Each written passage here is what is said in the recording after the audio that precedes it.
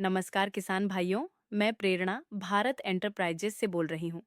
आप सभी का हार्दिक स्वागत है। आज हम एक बहुत ही महत्वपूर्ण विषय पर बात करने जा रहे हैं। म्यूरेट ऑफ पोटाश यानी MOP और हाइफा मल्टी के मतलब 13-045 यानी पोटेशियम नाइट्रेट।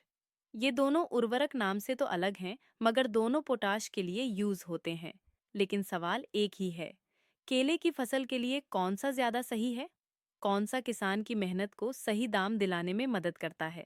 इसी सच्चाई को आसान भाषा में समझने के लिए आज हम इन दोनों उर्वरकों की तुलना करेंगे, खास तौर पर केले की फसल को ध्यान में रखते हुए। इस चर्चा में हम सिर्फ नाम या बोरी की कीमत नहीं देखेंगे, बल्कि उस सच्चाई तक पहुंचने की कोशिश करेंगे जो हर किसान के लिए सबसे ज्यादा मायने रखती है। यानी आज की बातचीत होगी सही पोटाश चुनने की, मेहनत की पूरी कीमत पाने की, और एक ऐसे फैसले की जो आपकी फसल को भी मजबूत बनाए और आपके चेहरे पर संतोष की मुस्कान भी लाए। सबसे पहले बात करते हैं MOP की। MOP में लगभग 60% K2O होता है और यह क्लोराइड युक्त खाद है। इससे मिलने वाला पोटेशियम मिट्टी और कटायन एक्सचेंज कैपेसिटी यानी CEC पर निर्भर करता है। MOP से पोटेशियम की उपलब्धता धीमी होती है। आगे हम इस बारे में विस्तृत चर्चा करेंगे। अब बात करते हैं हाइफा 13-045 की। यह एक पूरी तरह पानी में घुलनशील और क्लोराइड मुक्त उर्वरक है। इसमें 13% नाइट्रोजन और 45% K2O होता है। इससे मिलने वाला पोटाशियम और नाइट्रोजन दोनों ही पौधों को तुरंत उपलब्ध हो जाते हैं। केला एक क्लोराइड संवेदनशील फसल है। यदि मिट्टी या उर्वरकों से क्लोराइड की मात्रा अधिक हो जाए तो इसके कई नकारात्मक प्रभाव दिखाई देते हैं। अधिक क्लोराइड से पौधे की जड़ों तथा तनों की बढ़वार धीमी पड़ जाती है। इसी कारण केले की फसल में क्लोराइड मुक्त उर्वरक का चयन बहुत जरूरी होता है। ऐसे में हाइफा 13-045, जो पूरी तरह क्लोराइड रहित है, बेहतर गुणवत्ता, आकर्षक रंग और अधिक मिठास के लिए सबसे अधिक उपयुक्त उर्वरक माना जाता है। अब हम समझते हैं ब्लैक कॉटन सॉइल में क्लोराइड आयन का व्यवहार और उसका फसलों पर प्रभाव। क्लोराइड एक नेगेटिव चार्ज वाला आयन है। सामान्यतः यह मिट्टी में तेज चलता है, लेकिन ब्लैक कॉटन सॉइल में इसकी मोबिलिटी धीमी हो जाती है, क्योंकि इस मिट्टी में क्ले की मात्रा बहुत ज्यादा होती है। पानी रोककर रखने की क्षमता अधिक होती है। इस कारण क्लोराइड आयन जड़ क्षेत्र में ज्यादा समय तक रुक जाता है। जब हम MOP या KCl जैसी क्लोराइड युक्त खाद का लगातार उपयोग करते हैं, तो यह क्लोराइड मिट्टी में नमक की मात्रा बढ़ाने लगता है। इसका सीधा असर पौधों की जड़ों पर पड़ता है। जड़ें पानी को ठीक सोख नहीं कर पाती। पौधों पर सॉल्ट स्ट्रेस आता है। अन्य पोषक तत्वों का अवशोषण घटता है और इसके परिणाम स्वरूप पत्तियों के किनारे जलना, पत्तियों का सूखना और वृद्धि रुकना जैसे लक्षण दिखाई देते हैं। इसलिए ब्लैक कॉटन सॉइल में क्लोराइड आयन ज्यादा खतरनाक हो सकता है और पौधों की ताकत के लिए और उसकी प्रतिकार शक्ति बढ़ाने के लिए पोटाश युक्त खाद देना बहुत जरूरी है। सोचिए, आपने पूरे साल मेहनत की, समय पर सिंचाई की, खाद डाली, पौधों की देखभाल की, और जब कटाई का समय आया तो केले दिखने में तो ठीक लगे, लेकिन बाजार में पहुंचते ही व्यापारी बोला, मिठास कम है, रंग फीका है, फिंगर लेंथ कम है, दाम कम लगेंगे। अक्सर इसका कारण होता है खेत में ज्यादा क्लोराइड। केला एक बहुत संवेदनशील फसल है। थोड़ी सी भी क्लोराइड की अधिकता उसकी गुणवत्ता को चुपचाप नुकसान पहुंचाने लगती है। सबसे पहले असर पड़ता है स्वाद पर। केले में मिठास नहीं बनती, TSS कम रह जाता है। ग्राहक एक बार खाता है और दोबारा वही केला नहीं खरीदता। फिर बात आती है रंग की। जो केला चमकदार होना चाहिए, वह फीका और बुझा सा दिखने लगता है। बाजार में आंखों से ही रिजेक्ट हो जाता है। क्लोराइड की अधिकता से केले की उंगलियां पतली और छोटी रह जाती हैं। पूरा गुच्छा एक जैसा नहीं बनता, कहीं बड़े फल, कहीं छोटे। ऐसा गुच्छा व्यापारी के लिए परेशानी बन जाता है। लेकिन असली चोट होती है जड़ों पर। क्लोराइड जड़ों की बढ़वार को रोक देता है। पौधा चाहकर भी पूरा पोषण नहीं ले पाता। ऊपर से देखने में पौधा खड़ा रहता है, लेकिन अंदर से कमजोर होता चला जाता है। इतना ही नहीं, खेत में नमक तनाव बढ़ जाता है। पौधा हर समय संघर्ष करता रहता है। उसकी ऊर्जा बढ़वार में नहीं, जिंदा रहने में खर्च होने लगती है। एक और सच्चाई समझना बहुत जरूरी है। क्लोराइड आयन पोटेशियम से कहीं ज्यादा तेजी से चलता है। वह पौधे में पहले पहुंच जाता है और पोटेशियम पीछे रह जाता है। इससे पौधे के अंदर संतुलन बिगड़ जाता है। और क्योंकि केला क्लोराइड संवेदनशील है, यह असंतुलन सीधे फल की मिठास, साइज और गुणवत्ता को खराब कर देता है। नतीजा, मेहनत वही, खर्च वही, लेकिन आमदनी कम। अब हम बात करते हैं के आयन यानी पोटाशियम आयन और कटायन एक्सचेंज कैपेसिटी के बारे में। जब हम मिट्टी में सामान्य पोटाश देते हैं तो पोटाशियम आयन मिट्टी के कणों से चिपक जाते हैं। वहां से ये आयन धीरे धीरे छूटते हैं और तभी पौधों तक पहुंच पाते हैं। लेकिन यह प्रक्रिया हर खेत में एक जैसी नहीं होती।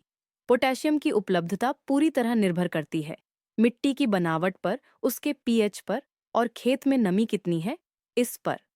कभी मिट्टी भारी होती है तो पोटाश रुक जाता है, कभी मिट्टी हल्की होती है तो पोटाश बहकर निकल जाता है। यानी किसान इंतजार करता रहता है और पौधा समय पर पोषण नहीं पा पाता। अब जरा हाइफा मल्टीके यानी पोटेशियम नाइट्रेट को समझिए। इसमें पोटाश भी है और नाइट्रेट नाइट्रोजन भी। और दोनों ऐसे रूप में हैं जो पौधे को तुरंत समझ में आते हैं। जैसे ही आप इसे फर्टिगेशन या फोलियर स्प्रे से देते हैं, जड़ें बिना किसी रुकावट के पोषक तत्वों को सीधे सोख कर लेती हैं। कोई इंतजार नहीं, कोई अटकाव नहीं, कोई नुकसान नहीं। नतीजा ये होता है कि पौधा जल्दी प्रतिक्रिया देता है। पत्तियां ज्यादा हरी दिखती हैं, तने मजबूत होते हैं, जड़ों में जान आती है और पूरा पौधा जैसे कहता है, अब मुझे सही खाना मिल रहा है।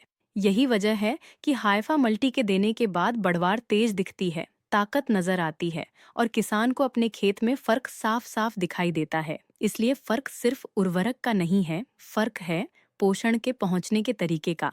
जो पोषण समय पर पहुंचे वही फसल को मजबूत बनाता है और किसान को सफल। अब जरा आंखों के सामने तस्वीर बनाकर समझते हैं कि वास्तव में पौधे को पोटाश कितना मिलता है। सोचिए, आपके खेत की मिट्टी में पोटाश भरपूर है। रिपोर्ट में लिखा आता है पोटाशियम हाई। लेकिन फिर भी पौधा कमजोर क्यों दिखता है, फल छोटे क्यों रह जाते हैं? इसका जवाब इस डायग्राम में छुपा है। कुल पोटाश को अगर 100 हिस्सों में बांट दें तो 90 से 98% पोटाश मिट्टी में नॉन एक्सचेंजेबल रूप में बंद होता है। यानी वह वहां मौजूद तो है, लेकिन पौधे के लिए ताले में बंद खजाने जैसा है। अब जो बचा हुआ हिस्सा है उसमें से सिर्फ 1 से 10% पोटाश एक्सचेंजेबल फॉर्म में होता है। यही वो पोटाश है जिसे मिट्टी के कण पकड़ कर रखते हैं। इसे पकड़ने और धीरे धीरे छोड़ने की क्षमता को ही हम कहते हैं कटायन एक्सचेंज कैपेसिटी। लेकिन कहानी यहीं खत्म नहीं होती। इस एक्सचेंजेबल पोटाश में से भी सिर्फ 1 से 2% पोटाश सॉल्युबल फॉर्म में रहता है। और सच्चाई यह है, पौधा पोटाश को केवल सॉल्युबल रूप में ही ले सकता है, कोई दूसरा रास्ता नहीं। फिर भी अगर आप खर्च को कम रखना चाहते हैं और साथ साथ फसल की गुणवत्ता से समझौता भी नहीं करना चाहते, तो एक समझदारी भरा तरीका अपनाया जा सकता है। सबसे पहले बात करते हैं बेसल डोज की। अगर आपकी मिट्टी भारी मिट्टी है जहां कटायन एक्सचेंज कैपेसिटी ज्यादा होती है, तो वहां आप एमओपी को बेसल डोज के रूप में इस्तेमाल कर सकते हैं। इससे शुरुआती पोटाश की जरूरत पूरी हो जाती है और लागत भी कंट्रोल में रहती है। अब आते हैं उस समय पर जब फसल को सच में ताकत की जरूरत होती है, यानी फूल आने से लेकर बंच बनने तक का दौर। यही वो स्टेज है जहां छोटी सी गलती भी उपज और दाम दोनों पर असर डाल देती है। इस स्टेज पर फर्टिगेशन या फोलियर स्प्रे के जरिए हाइफा मल्टी के का इस्तेमाल करें। यहाँ इसकी उच्च कार्यक्षमता काम आती है। इसका असर आप खुद महसूस करेंगे। फल का साइज बेहतर होगा, रंग ज्यादा चमकदार बनेगा, मिठास बढ़ेगी और गुच्छा एक समान विकसित होगा। सबसे बड़ी बात यह है किस तरीके से पौधे पर क्लोराइड का तनाव कम हो जाता है। पौधा खुलकर बढ़ता है और अपनी पूरी क्षमता दिखाता है। तो समझ लीजिए, यह तरीका ऐसा है जैसे शुरुआत में खर्च संभाल लिया जाए और जरूरी समय पर पौधे को सही खाना दिया जाए। मान लीजिए हम बहुत सीधी और आसान भाषा में हिसाब लगाते हैं। एमओपी की कीमत 34 रुपये प्रति किलो है और इसमें लगभग 60% K2O होता है। इसका मतलब यह हुआ कि एमओपी से 1 किलो K2O करीब 57 रुपये में पड़ता है। अब हाइफा मल्टी के यानी हाइफा 13045 को देखिए। इसकी कीमत मान लीजिए 160 रुपये प्रति किलो है और इसमें 45% K2O मौजूद होता है। तो इस हिसाब से 1 किलो K2O की लागत करीब 356 रुपये आती है। अब यहीं पर ज्यादातर किसान रुक जाते हैं और कहते हैं MOP तो बहुत सस्ता है, हाइफा तो बहुत महंगा है। और सच कहें तो ऊपर से देखने पर यह बात सही भी लगती है। कागज पर हिसाब में MOP का K2O सच में सस्ता दिखता है, लेकिन असली कहानी यहीं खत्म नहीं होती। क्योंकि सवाल ये नहीं है कि K2O कितने में खरीदा, सवाल ये है कि उसमें से पौधे को कितना मिला। और यही वो बात है जो आगे चलकर सस्ते और समझदारी भरे फैसले में पूरा फर्क पैदा करती है। यही हम कीमत की उदाहरण से समझते हैं। अब इसे और भी आसान और दिल से समझने वाली भाषा में जोड़कर समझते हैं ताकि बात सीधे दिल में बैठे। अब चलिए उस जगह आते हैं जहां असली सच्चाई सामने आती है, यानी पौधे को सच में कितना पोटाश मिल रहा है और उसकी लागत क्या है। सबसे पहले MOP को ही लेते हैं। MOP में पोटाश ज्यादा होता है, इसमें कोई शक नहीं। लेकिन सच्चाई यह है कि उस पोटाश में से पौधा सिर्फ 2% ही ले पाता है। यानी सीधी भाषा में कहें तो 1 किलो MOP डालने पर पौधे को सिर्फ 10 ग्राम पोटाश मिलता है। अब जरा दिल पर हाथ रखकर हिसाब लगाइए। अगर MOP की कीमत 34 रुपये प्रति किलो है, तो पौधे को मिलने वाले 1 किलो पोटाश की कीमत करीब 3,400 रुपये पड़ती है। अब हाइफा मल्टीके को देखिए। इसमें पोटाश थोड़ा कम दिखता है, लेकिन उसका लगभग 40% हिस्सा पौधा सीधे ले लेता है। यानी 1 किलो हाइफा मल्टीके से लगभग 148 ग्राम पोटाश सीधे पौधे तक पहुंच जाता है। अगर इसकी कीमत 160 रुपये प्रति किलो भी मान लें, तो पौधे को मिलने वाले 1 किलो पोटाश की असली लागत करीब 1,081 रुपये आती है। अब खुद से एक सवाल पूछिए, ऊपर से देखने में कौन सस्ता है? MOP। लेकिन पौधे के लिए सच में कौन सस्ता पड़ा? हाइफा मल्टीके। यही तो फर्क है, दिखने वाली कीमत और काम आने वाली कीमत में। स्मार्ट किसान वही होता है जो सिर्फ बोरी का रेट नहीं देखता, बल्कि यह समझता है कि मेरे पौधे को क्या मिला और कितना मिला। याद रखिए, हम खेत में खाद नहीं डालते, हम पौधे को पोषण देते हैं। और जब पोषण सही समय पर और सही मात्रा में मिलता है, तो खेत भी मुस्कुराता है और किसान की आमदनी भी बढ़ती है। और अब दिल से एक बात कहकर मैं अपनी बात समाप्त करना चाहती हूँ। मैं प्रेरणा, भारत एंटरप्राइजेस से बोल रही हूँ।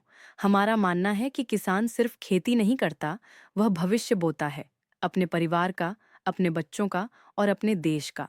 भारत एंटरप्राइजेस का मिशन बिल्कुल साफ है, किसान के भविष्य को आकार देना, उसे अधिक उत्पादक और अधिक सफल बनाना। हम सिर्फ उर्वरक नहीं देते, हम समझ, मार्गदर्शन और सही निर्णय लेने की ताकत देते हैं, ताकि हर किसान यह समझ सके कि खेत में क्या डालना है, कब डालना है और क्यों डालना है। हम चाहते हैं कि आप सिर्फ मेहनत न करें, बल्कि समझदारी से मेहनत करें, ताकि आपकी फसल भी मुस्कुराए और आपका घर भी। अगर आपको सही पोषण की जानकारी चाहिए, अगर आप अपने खेत से ज्यादा और बेहतर उत्पादन चाहते हैं, तो हम हमेशा आपके साथ हैं। हमसे संपर्क करें 9021679896 या हमसे मिलें यावल रोड, फैजपुर या 14 आदित्य प्लाजा, महाबल रोड, गाडगे बाबा चौक, जलगांव। मैं प्रेरणा, भारत एंटरप्राइजेस से आपको यही संदेश देती हूँ, सही पोषण चुनिए, सही हिसाब लगाइए और एक स्मार्ट, मजबूत और सफल किसान बनिए। और अब इस प्रस्तुति के अंत में अगर आपको यह जानकारी उपयोगी लगी हो तो कृपया शेती साठी सर्वकाही चैनल को सब्सक्राइब करें और हमारी आने वाली वीडियोस के लिए, जहां हम खेती से जुड़ी ऐसी ही जरूरी, सच्ची और फायदेमंद जानकारी आप तक सरल भाषा में पहुंचाते रहेंगे, वीडियो को लाइक करें और इस जानकारी को सभी किसान भाई बहनों के साथ शेयर करें। धन्यवाद।